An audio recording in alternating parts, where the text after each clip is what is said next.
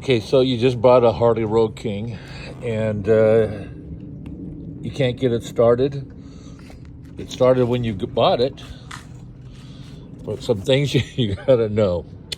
I put a new battery in this. I figure, oh, just okay. Put a new battery in, it'll start. Turn this on. It's in neutral. Oil light comes on. This is off. Run, you hear the fuel pump going.